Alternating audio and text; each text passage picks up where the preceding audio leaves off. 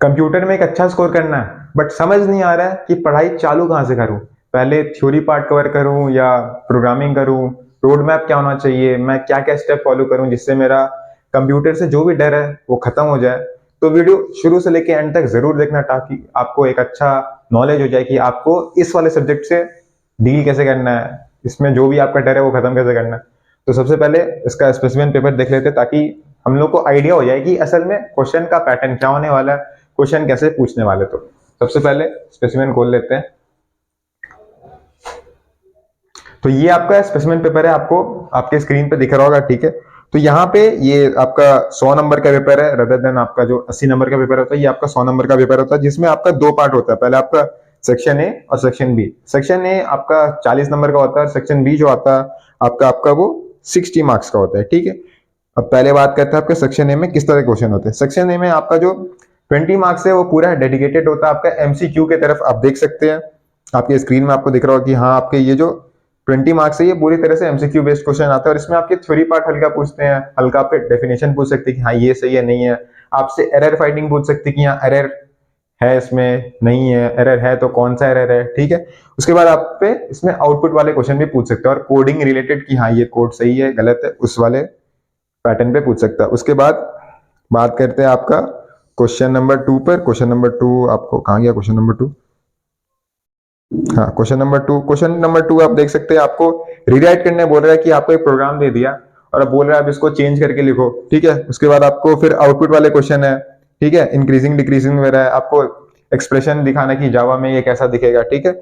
इस तरह के सवाल है, मतलब आपका आपको समझ में आ रहा है कि ये किस तरह के सवाल आपसे पूछ रहा है, आपसे ये कोडिंग रिलेटेड ही सवाल पूछ रहा है आपका थ्योरी वाले पार्ट में भी, ठीक है। आपको ये दिख रहा होगा। तो अब सीधा जाते हैं हमारे सेक्शन वाले बी, ठीक है। सेक्शन बी में आपको बोल रहा है आंसर एनी 4।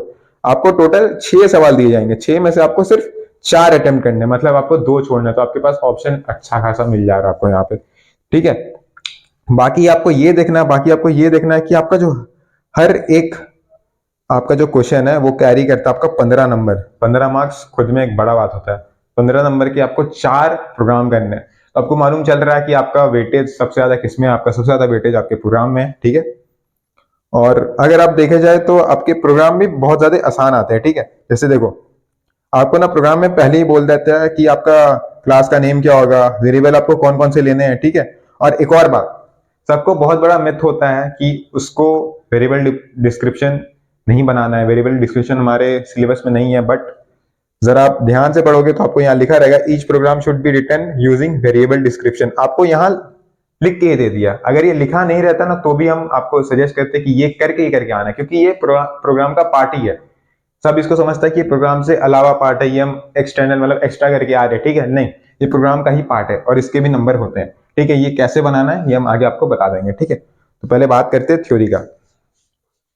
अब बात करते हैं हम लोग कि थ्योरी वाले क्वेश्चन आपके किस तरह के आ सकते हैं, ठीक है। तो मैं यहाँ कुछ मोस्ट इंपॉर्टेंट टॉपिक्स मैं यहाँ लिख के आया हूँ ताकि मैं आपको बता सकूँ कि आपको क्या क्या चीजें छोड़ के नहीं जाना, क्योंकि ये बहुत ज्यादा इंपॉर्टेंट वाले पार्ट है। इससे फ्रीक्वेंटली बोर्ड्स में सवाल पूछे गए हैं। तो सबसे पहले आपका सिंपल पीओपी और ओओपी क्या होता है, ऑब्जेक्ट ओरिएंटेड प्रोग्रामिंग क्या होता है, सिंपल डेफिनेशन, दोनों के बीच में डिफरेंस क्या है। और आपको पता होगा कि जावा ऑब्जेक्ट ओरिएंटेड प्रोग्रामिंग है, ठीक है, सिंपल। उसके बाद आपका जेवीएम क्या होता है, जावा वर्चुअल मशीन, इसका सिंपल डेफिनेशन क्या होता है क्या नहीं, कीवर्ड्स आइडेंटिफायर्स क्या होते हैं। उसके बाद यूनिक कोड्स, आपको पता होगा कि अल्फाबेट्स को एक यूनिक कोड दिया गया जावा के अंदर, A to Z, capital A to Z और स्मॉल ए टू जेड का भी अलग अलग आपका दिया हो। तो ये आपको याद होना चाहिए क्योंकि ये क्वेश्चन आपको एमसीक्यू वगैरह में और या सेक्शन ए वाले पार्ट में पूछा जाता है, ठीक है। उसके बाद आपका मोस्ट इंपॉर्टेंट ये आपका एरर फाइंडिंग, ठीक है। एरर फाइंडिंग आपका बहुत ज्यादा इंपॉर्टेंट टॉपिक है। एज आपको एक कोड दे देगा, पूछेगा कि इसमें एरर है या नहीं है, एरर है तो कौन सा एरर है। अब एरर के 3 टाइप होते हैं, सिंटैक्स, रन टाइम और लॉजिकल। तो आपको ये बताना है कि ये तीनों में से कौन सा एरर है। अगर एरर है तो, या फिर एरर नहीं है तो आप सिंपली ये लिख सकते हैं कि एरर नहीं है, ठीक। उसके बाद सबसे ज्यादा डरावना टॉपिक लूप्स, ठीक है, और कन्वर्जन ऑफ लूप्स। तो ये सबसे ज्यादा मतलब इंपॉर्टेंट टॉपिक है। ये चीज करके करके जाना, इसको ना छोड़ के बिल्कुल मत जाना। हाँ समझ में आता है कि ये थोड़ा टफ है समझना, बट एक बार आप अगर इसको समझ गए ना तो फिर आपका बहुत ज्यादा बेनिफिट होने वाला है। तो सिंपल अगर हम इसका बताएं कि इसको कैसे करना है, तो सिंपल क्या करो ना, इनमें से कोई भी एक पार्ट को पकड़ लो। जैसे फॉर माई एग्जाम्पल मेरे को फॉर वाला ज्यादा आसान लगता है, ठीक है।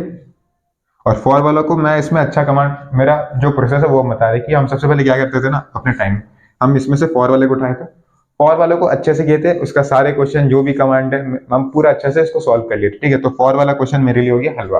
अब हम उसके बाद क्या सीखे कि इसका कन्वर्जन कैसे होगा वाइल को, या फिर इसका कन्वर्जन डू वाइल में कैसा होगा। तो उससे मेरा ये तीनों कवर हो गया, क्योंकि अगर कोई भी लॉजिक दिया, ठीक है, तो अगर उसमें कंडीशन नहीं डाला कि फॉर लूप से बनाना है या फिर वाइल लूप से बनाना है, सिंपली बोल दिया कि आपको जिससे बनाना बनाओ, तो हम फॉर लूप का यूज करेंगे। अब मान लो उसमें कंडीशन डाल दिया कि सिर्फ वाइल लूप का ही यूज करके बनाना है, तो हम क्या करेंगे, पहले अपने लिए फॉर लूप बना लेंगे, उसके बाद उसको हम कन्वर्ट कर देंगे वाइल लूप में। ये मेरे को ज्यादा आसान लगता है कि एज हम सबका अलग अलग करके पढ़े और सबका अलग अलग लॉजिक यूज करें, हमको कन्वर्जन ज्यादा आसान लगता है। तो आपके लिए भी वही चीज अप्लाई होता है। तो सबसे पहले आपको लूप में कुछ नहीं करना, आपको कोई भी अपना पसंदीदा लूप का जो भी ट्रिक है, ऐसे देखो तीनों है ही सेम चीज, ठीक है। जैसे मान लो ये बाइक है, कार है, ये ट्रेन है, आपको बस मोड ऑफ ट्रांसपोर्टेशन आपको जो पसंद आता है जैसे आना जाओ, आपको ये एक प्लेस से दूसरे प्लेस तक ही लेके जाएगा, इसमें कुछ अलग नहीं हो जाएगी कि आप ये यूज करोगे तो आपका आंसर अलग आने वाला है, नहीं।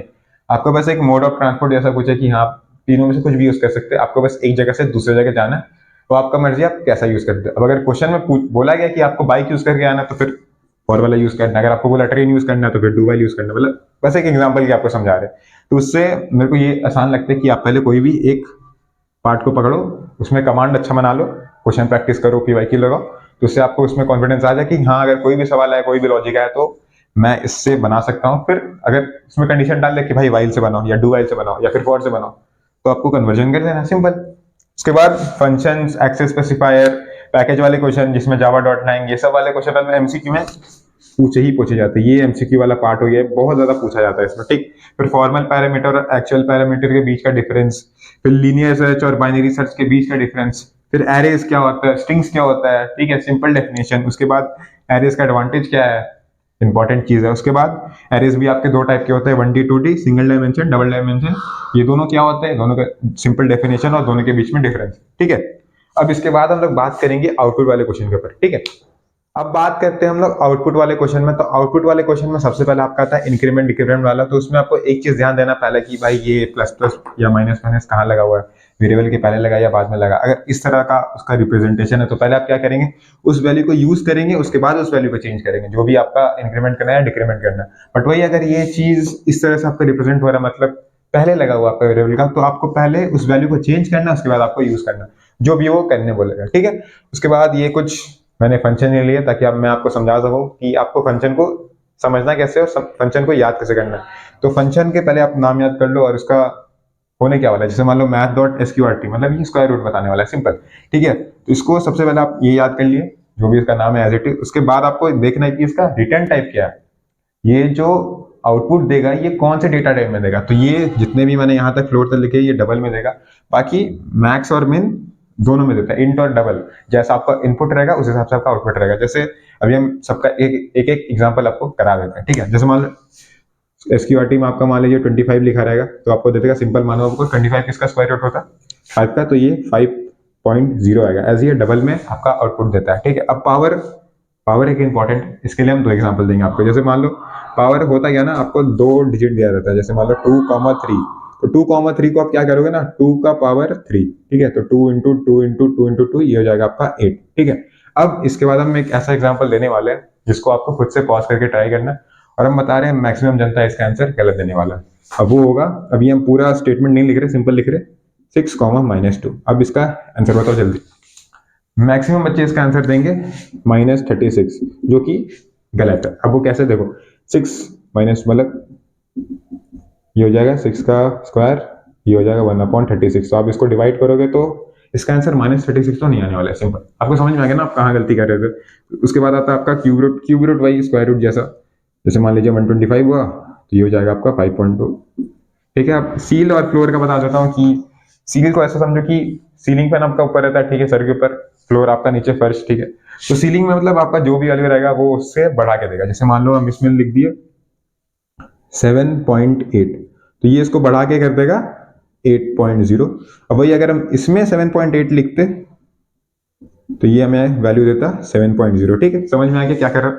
अब मैथ्स और मिंग हमको नहीं लगता बताने की जरूरत, बट फिर भी बता देते हैं। मैथ्स सिंपल 2,3 दिया हुआ, तो इसमें से बड़ा वैल्यू कौन सा है, 3 का है, तो 3 दे देगा, ठीक है। अब अगर मान लो हम भी पॉइंट में बात करते हैं, जैसे मान लो 2.8 और 2.9, तो फिर इसका वैल्यू क्या होता है 2.9, मतलब ये इंट और डबल दोनों में करता है। और मिनिमम का वही, अगर ये इसमें हम यूज करते हैं तो इसका आंसर हो जाएगा 2 और इसका हो जाएगा 2.8, अगर ये मिनिमम वाला फंक्शन हम यूज करते हैं, ठीक है। बाकी लेंथ ये स्ट्रिंग वाला चीज का, जैसे मान लो हम अपना नाम ही स्ट्रिंग में डाल दिए, जैसे मान लो मेरा नाम क्या है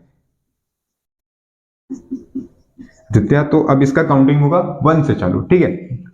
1 2 3 4 5 6, ऐसे ये लेंथ बता रहा है ना, तो फिर 1 से चालू करके आप बता सकते हैं हाँ इसका आंसर 6 है। और ये इंट में देता है आपका रिटर्न टाइप जो भी। और ऐसे बहुत सारे फंक्शन है, जैसे मैथ डॉट रैंडम, ठीक है, इक्वल्स फंक्शन, फिर क्या होता है सबस्ट्रिंग, फिर ऐसा बहुत सारे फंक्शन है। तो ये सारे फंक्शन को आपको समझना है कि इस फंक्शन का यूज क्या है, कहाँ यूज करते हैं, सबका रिटर्न टाइप क्या है, ये सब आपको याद रखना है। सो अब बात करते हैं हम लोग प्रोग्राम के बारे में, ठीक है। अब यहां तक जो लोग मेरे वीडियो देख रहे होंगे ना, अब बस दो तरह के लोग बचे होंगे। पहला, जिनको प्रोग्राम बहुत अच्छे से आता है, मतलब प्रोग्राम अच्छे से आता है मतलब आपका कंप्यूटर अच्छा है, अब आपका प्रोग्राम आपको अच्छे से आता है, तो आप इसलिए देख रहे हो ये वाला वीडियो कि हाँ कहीं हम कोई चीज मिस आउट ना कर रहे हो, ताकि मेरा जो 100/100 है वो मिस ना हो सके। तो आप वो उस तरह से वीडियो देख रहे हो तो वेल एंड गुड। बाकी एक और होंगे जिनको प्रोग्राम बिल्कुल समझ नहीं आता, मतलब प्रोग्राम होता क्या है, प्रोग्राम के अंदर लॉजिक क्या यूज हो रहा है, कब क्या भाई जो भी लूप यूज कर ले रहा है लोग, कुछ भी कर दे रहा है प्रोग्राम में, कुछ पल्ले नहीं पड़ रहा है, इस तरह के लोग भी वीडियो देख रहे होंगे। अब उनके साथ कैसे डील करना है, मतलब प्रोग्राम के साथ कैसे डील करना है वो हम बताते हैं आपको। बाकी जो जिनको प्रोग्राम अच्छे से आता है, सिंपल इक्वेशन हम बता दे रहे हैं आपको, जो भी है सीधे आपको मुंह पे बता रहे हैं। अगर आपको प्रोग्राम अच्छे से आता है, आपसे लॉजिक अच्छे से बनते हैं, तो आपका कंप्यूटर अच्छा है। सिंपल इक्वेशन, आपका अगर प्रोग्राम अच्छा है, आपको लॉजिक समझ में आता है, आपसे लॉजिक बनते हैं, तो आपका कंप्यूटर अच्छा है। और कंप्यूटर में अच्छा मार्क्स लाने से आपको कोई नहीं रोक सकता, ठीक है, ऐसा चीज है। ऐसे क्योंकि देखो सेक्शन बी है, सेक्शन बी आपका कितना नंबर का है, 60 मार्क्स का है। क्या है इसके अंदर, प्रोग्राम है। अब सेक्शन ए, सेक्शन बी, ठीक है, सेक्शन ए कितना नंबर का है, 40 नंबर मार्क्स का है। अब 40 मार्क्स में आपका क्या है, आउटपुट वाला क्वेश्चन है कुछ, ठीक है, कुछ अमाउंट में आउटपुट वाला क्वेश्चन है, आउटपुट वाला, ठीक है। अब आउटपुट वाले क्वेश्चन में क्या कुछ अलग से चीज है, आउटपुट वाला क्वेश्चन ही तो यही चीज है, कोडिंग का ही छोटा छोटा पार्ट आपका आउटपुट वाला चीज है। तो आपका ये आता है तो आपका आउटपुट हो ही जाएगा। अब दूसरा एक और वाला पार्ट बचता है आपका, जिसमें आपसे एरर वगैरह पूछता है, तो एरर वगैरह भी आपको अच्छे से नॉलेज तब होगा जब आपको प्रोग्राम अच्छे से आता हो, तब ना जाके आप बता पाओगे कि हाँ ये सही है ये गलत है, ठीक है, और इसमें गलत है तो क्या गलत है, तो आपका वहां से कुछ क्वेश्चन बन जाएगा। दूसरा आपका जो एमसीक्यू आता है वो भी आपका आउटपुट बेस्ड होता है कि हाँ इसका आंसर क्या आने वाला है, इसमें क्या एरर है, इसमें क्या है। उसके बाद आपका जो बचता है वो आपका होता है डेफिनेशन और कुछ डिफरेंस वगैरह, ठीक है।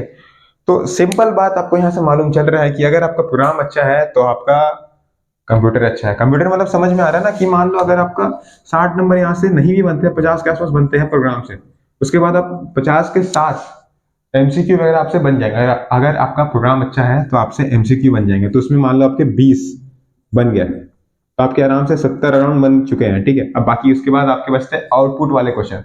सच बताऊं तो आउटपुट वाले जो क्वेश्चन होता है ना, वो तो मतलब नंबर देने वाला सवाल कि भाई ये ले नंबर ले, मतलब इतने ज्यादा सवाल मतलब इतने ज्यादा इजी सवाल आते हैं वो, ठीक है। तो वो अगर आप आउटपुट वाले क्वेश्चन गलत करके आ रहे हो तो वो मतलब ब्लंडर है, ब्लंडर, ठीक है। वो बहुत ज्यादा इजी आते हैं, प्लस उसमें एक ही चीज का दिक्कत होता है कि आपसे सिली मिस्टेक्स होते हैं, तो उसको अवॉइड करना। बाकी आपका आउटपुट वाला जो क्वेश्चन है वो इजिली बन जाएगा। अब जिनमें प्रोग्राम बिल्कुल नहीं आता है, ठीक है, एक चीज समझना, हम प्रोग्राम को 2-3 पार्ट में डिवाइड कर दे रहे हैं, ठीक है। पहला पार्ट आपका ये वाला पार्ट है यहां तक, ठीक है। उसके बाद आपका पार्ट आएगा इनपुट वाला, इनपुट, ठीक है, आई एन लिख दे। उसके बाद आपका आ गया आउटपुट वाला। ये हम बहुत ज्यादा बेसिक वाला प्रोग्राम लिए, ठीक है, मतलब ये बहुत ज्यादा सिंपल वाला लिए समझाने के लिए, ठीक है। अब यहाँ भारी भरकम हम कुछ ले लेते तो शायद आपको समझ ही नहीं आता, ठीक है। तो ये हो गया आपका आउटपुट वाला, ठीक है, ओ यू लिख देता हूँ या आउटपुट लिख ही देता हूँ, ठीक है। ये हो गया आउटपुट वाला, ठीक है। अब इसके बीच में एक लॉजिक वाला पार्ट है। लॉजिक इधर बहुत छोटा है, इसको होल्ड पे रखते हैं अभी, ठीक है। कितना पार्ट पे डिवाइड किया, एक ये मेजर सेगमेंट, दूसरा आपका इनपुट, तीसरा आपका जो है वो लॉजिक वाला पार्ट है, उसको भी होल्ड पे रखो। उसके बाद आपका बचा आपका जो भी आपका एंडिंग पार्ट, मतलब आउटपुट वाला पार्ट। और हाँ एक और चीज याद रखना, प्रोग्राम में जितने ब्रैकेट खोलोगे उतने बंद करना है, मतलब जितने मैंने यहाँ 2 खोला तो 2 बंद किया, उस हिसाब से जब आप प्रोग्राम बनाओगे तो जितने ब्रैकेट आप खोल रहे हो उसे बंद करना है। और एक और बात, सेमी कॉलन आपको कहाँ कहाँ लगाना है, ये बात आपको एकदम होना चाहिए, क्योंकि इस पे नंबर कटते हैं। अब यहीं से ना आप नंबर उठाइए, अगर आपको प्रोग्राम नहीं आता तो यही सब छोटे छोटे चीजें जिससे आप नंबर उठा सकते हो। अब यहाँ पे भी गलती कर दोगे तो फिर प्रोग्राम खत्म आपका। अब देखो, प्रोग्राम आपका है 15 मार्क्स का। 15 मार्क्स पूरा तो लॉजिक पे बेस्ड नहीं होगा, इतना आपको मालूम चल रहा है। 15 का 15 मार्क्स आपको लॉजिक पे नहीं मिल रहा है, आपको पूरा प्रोग्राम पे मिल रहा है। तो प्रोग्राम में ध्यान से देखोगे ना, तो आपको ये वाला चीज सब में कॉपी होने वाला, कॉपी पेस्ट, तो इसको रट लो। सिंपल बात है, बाकी सब इसको रटते हैं, तो इसको रट लो और हर जगह चेप दो, मतलब छाप दो। ये सब चीज यही करना है हर प्रोग्राम में। उसके बाद आपका आता है इनपुट। अब इनपुट का क्या सीन है ना, अगर आप 7 से 8 क्वेश्चन आप लगाते हो ना, खुद से लगाते हो या उसका सॉल्यूशन देखते हो, उसको अच्छे से समझते हो, तो आपको समझ में आ जाएगा कि इनपुट लेना कैसे है। आपको बुलियन में लेना है, इंटीजर में लेना है, डबल में लेना है, फ्लोट में लेना है, जैसे भी लेना है, आपको समझ में आ जाएगा कि इनपुट लेना कैसे है। क्वेश्चन के हिसाब से क्वेश्चन रीड करोगे तो उसमें मालूम चलेगा ना भाई, क्वेश्चन बोल क्या रहा है, क्वेश्चन में करना क्या है, क्या लॉजिक लगाना है, इतना आपको मालूम चल जाएगा। अगर आप 7 से 8 क्वेश्चन भी लगाते हो तो आपका इनपुट वाला क्वेश्चन वहां से हो गया। लॉजिक वाला भी हम होल्ड पे रखने बोले। उसके बाद आपका है आउटपुट। आउटपुट का भी सेम सीन है, अगर आप 7 से 8 क्वेश्चन लगाओगे तो आपको आउटपुट भी निकालना आ जाएगा कि हाँ भाई आउटपुट क्या है, बस प्रिंट करके दिखाना कि हाँ भाई ये तुम्हारा आउटपुट है। जैसे मान लो यूजर आएगा, उसको नंबर इनपुट करना है, ठीक है, उसका जो भी लॉजिक अंदर होगा उसको हम लोग डिजाइन करेंगे, उसके बाद जो आउटपुट है वो यूजर को दिखेगा। Simple case. तो आपका ये जो हम पार्ट में डिवाइड किया ना, तो आपका ये पार्ट इजी है, इनपुट वाला पार्ट इजी है, आउटपुट वाला पार्ट इजी है। बचा सिर्फ एक पार्ट, वो है लॉजिक वाला पार्ट। और वो लॉजिक वाला पार्ट सिंपल बात है, वो लॉजिक वाला पार्ट टाइम कंज्यूमिंग है, ठीक है। और वो वाला चीज जो है वो प्रैक्टिस से ही, प्रैक्टिस करोगे तो ही इंप्रूव होगा। जितना ज्यादा प्रैक्टिस करोगे, जितना ज्यादा आप क्वेश्चन देखोगे, जितना वेराइटी ऑफ क्वेश्चन आप देखोगे, तो आपको मालूम चलेगा कि हाँ ये सवाल ऐसे बन सकता है, इसमें ये वाला लॉजिक यूज होगा, ठीक है। और इसका सिर्फ एक ही लास्ट ऑप्शन है आपके पास, पी वाई क्यू लगाओ। जितना पी वाई क्यू लगा सकते लगाओ, क्योंकि कंप्यूटर का ये चीज सेम है कि वो पी वाई क्यू कॉपी करते हैं। ऐसा बहुत बार हुआ है कि P Y Q as it is same आ गया, मतलब वैल्यूज भी चेंज नहीं किए, एज इट इज छाप दी कि हाँ ये प्रोग्राम था जो 2015 में आता, अब एक और बार ले लो 2020 में। मतलब समझ में आ रहा है ना, एज इट इज छाप दिया। या फिर अगर चेंज भी करते हैं ना तो पैटर्न सेम रहता है, बस थोड़ा बहुत वेरिएबल चेंज कर देंगे या फिर थोड़ा बहुत कंडीशन सेम कर देंगे, लेकिन अंदर का जो लॉजिक रहेगा वो सेम रहने वाला है। तो पीवाईक्यू जितने ज्यादा लगा सकते हो लगाओ, यही आपका लास्ट मंत्र है।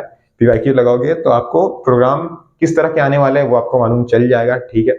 तो उससे आपका जो लॉजिक वाला चीज है वो भी इंप्रूव हो जाएगा। अगर अगर आप 0 लेवल पे हो तो पहला तो ये सब चीज कर लो, इनपुट और आउटपुट, और ये रट लो इसको अच्छा से, ताकि आपका प्रोग्राम में कुछ तो नंबर आएगा। क्योंकि 15 तो नहीं आने वाला अगर आपका लॉजिक गलत है। अब जब आप ऐसे बनाओगे ना प्रोग्राम और आपको लॉजिक बिल्कुल समझ नहीं आ रहा, तो पूरे क्वेश्चन को पढ़ो शांत मन से, कहीं ना कहीं कुछ लॉजिक टपक जाए, मतलब कुछ ना कुछ समझ में आ जाए। जितना भी समझ आएगा ना लॉजिक में वो भर देना, ठीक है। जितना भी गलत सही जो भी हो भर देना, ताकि क्या पता वो सही हो जाए, क्या पता तुम जो सोच रहे हो वो सही हो। मतलब अगर आप इतने क्वेश्चन प्रैक्टिस करके जाओगे, 7-8 पीवाईक्यू भी लगाए होगे, उसके बाद फिर और लगाए होगे, तो आपको रफ आइडिया मिल जाएगी हाँ इसमें क्या यूज होने वाला है, क्या नहीं यूज होने वाला है, फॉर यूज होने वाला है, इफ एल्स, जो भी चीज यूज होने वाला है आपको वहां मालूम चल जाएगा। तो उस हिसाब से आपका वहां कुछ ना कुछ नंबर आपको टीचर दे देगा। तो अगर आपका लॉजिक गलत भी होता है ना, तो आपका 15 में से 15 तो नहीं कटने वाला, 7 से 8 नंबर आपको मिल जाने वाले। तो आपको जहां कुछ नहीं आ रहा था आपको फ्री में 7 से 8 नंबर मिल रहे हैं, तो कंप्यूटर आसान सब्जेक्ट है या नहीं है? कहा मतलब एक चीज बिल्कुल नहीं आ रहा आपको समझ में, उसमें आपको फ्री में 7 से 8 नंबर मिल रहे हैं। आपको 0 मिलना चाहिए था, लेकिन आपको मिल रहा है 7 से 8 नंबर, तो एक अच्छा बात है। अब दूसरा एक और चीज होता है ये वीडी, वेरिएबल डिस्क्रिप्शन। अब ये बहुत से लोग इसको छोड़ देते हैं, जबकि ये बहुत ज्यादा आसान चीज है। अब वेरिएबल डिस्क्रिप्शन है क्या? सिंपल, आप जो वेरिएबल यूज किए हो उसका पर्पस क्या है, क्यों लिए भाई वो वेरिएबल, बस उसके बारे में बताना है, ठीक है। जैसे मान लो हम यहाँ पे 3 वेरिएबल लिए ए बी सी, हम उसी का एग्जांपल यहाँ चेप दिए ए बी सी। अब ये डेटा टाइप, मतलब ऐसे 3 कॉलम बना लेना, वेरिएबल, डेटा टाइप और पर्पस। वेरिएबल मतलब जो वेरिएबल का नाम है, डेटा टाइप कौन सा डेटा टाइप है, इंट है, फ्लोट है, डबल है, जो भी है, और पर्पस क्यों लिए हो, ठीक है। तो ए बी, हम ए और बी लिए थे आपका इनपुट लेने के लिए, नंबर उसमें स्टोर करने के लिए, ठीक है। उसके बाद आपका सी लिए थे सम कैलकुलेट करने के लिए। तो सिंपल है, वही लिख दी कि स्टोर नंबर ए और बी दोनों सेम ही है, बाकी आपका जो सी है उसमें हम सम कैलकुलेट कर रहे थे, to calculate the sum. Simple easy है, इसको बना के आना, ठीक है। अगर आप ये बना देते हो, ये लिख देते हो, आप इनपुट ले लेते हो, उसके बाद आप लॉजिक छोड़ के अगर आउटपुट भी अच्छे से रिप्रेजेंट कर देते हो, तो आपके अच्छे खासे नंबर बन जाते हैं। मे बी 8 9 10 भी मिल जाए तो वो एक अच्छा स्कोर है, अगर आपको कुछ नहीं आता लॉजिक में तो। बाकी अगर आप अभी से भी ट्राई करोगे तो you still have a chance, आपको लॉजिक क्या पता समझ में आ सकते हैं, बट जरूरी नहीं है। ये पर्सन टू पर्सन डिपेंड करता है, किसको लॉजिक जल्दी चमक रहा है, किसको बहुत देर समझ में आ रहा है, फिर किसी को बिल्कुल समझ नहीं आ रहा। तो सिंपल लॉजिक का यही फंडा है कि आप जितने नंबर ऑफ क्वेश्चन के साथ डील करोगे उतना ज़्यादा आपका लॉजिक इंप्रूव होगा। सिंपल आप लॉजिक को मैथ्स के साथ रिलेट कर सकते हो। आपका मतलब मैथ्स में क्या होता है, आप एक कॉन्सेप्ट को पढ़ते हो, फिर उसका नंबर ऑफ क्वेश्चन आप प्रैक्टिस करते हो, तो उससे क्या होता है ना कि आपको क्वेश्चन के वैरायटी दिखने मिलते हैं। आपको समझ में आता है कि हाँ इस तरह के सवाल भी पूछे जा सकते हैं, प्लस एक सवाल को करने के 1000 तरीके होते हैं, तो आपको वो सारे तरीके मालूम चल जाएंगे। तो लॉजिक का भी सेम चीज़ है, आप एक लॉजिक को बहुत अलग अलग तरीके से भी बना सकते हो, और जितने नंबर ऑफ क्वेश्चन से आप डील करोगे उतना ज़्यादा आपको तरीका मालूम चलेगा कि हाँ इस तरह का भी क्वेश्चन पूछा जा सकता है। तो आज के लिए बस इतना ही। आई होप आपको वीडियो इन्फॉर्मेटिव और हेल्पफुल लगा होगा। अगर आपको कोई भी तरह का डाउट होता है कोई भी सब्जेक्ट में, तो आप मुझे मेरे टेलीग्राम में पूछ सकते हो, लिंक डिस्क्रिप्शन में। तो पढ़ाई करते रहे। All the very best. Bye.